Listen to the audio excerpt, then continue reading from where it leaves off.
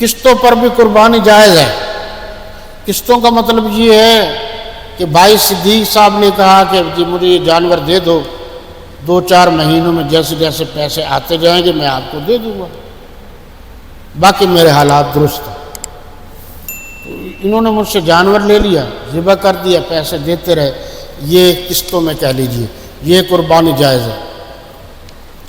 اور یہ میں بتا دوں قربانی کا گوشت، کیونکہ 3 حصے ہونے ہیں نا سنت کے مطابق، جو حصہ باہر کے لیے ہے وہ آپ قادیانیوں کو نہیں دے سکتے، اور اگر آپ نے فقہ کا مطالعہ کیا ہے تو مزے کی بات یہ ہے کہ چلو ایک حوالہ دے دیتا ہوں، بہشتی زیور،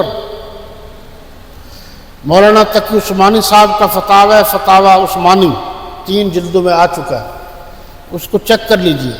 فتاوی الخیر 5 جلدوں میں موجود ہے، اس کو دیکھ لیجئے۔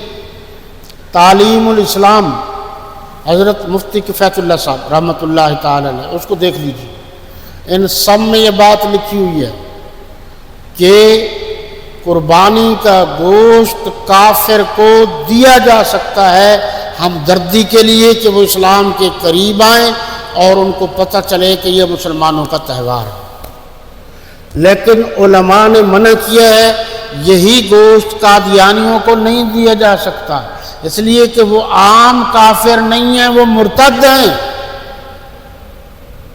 اور اگلی بات میں کہہ رہا ہوں کہ یہ گوشت شیعوں کو نہیں دیا جا سکتا، کیونکہ جو پڑھے لکھے ہیں اور صاحبان علم ہے جو اس شعبے سے وابستہ ہیں ان سے تحقیق کیجئے کہ کیوں نہیں دیا جا سکتا، کیونکہ آپ کے اہل سنت کے نزدیک یہ اراکین اسلام 3 ہیں، توحید، رسالت، قیامت۔ شیعوں کے نزدیک 5 ہیں، توحید، رسالت، قیامت، امامت اور عدل۔ یہ جو عقیدہ امامت ہے اس کو شاہ ولی اللہ نے لکھا ہے اور ان کے بیٹے شاہ عبدالعزیز محدث دہلوی نے لکھا ہے۔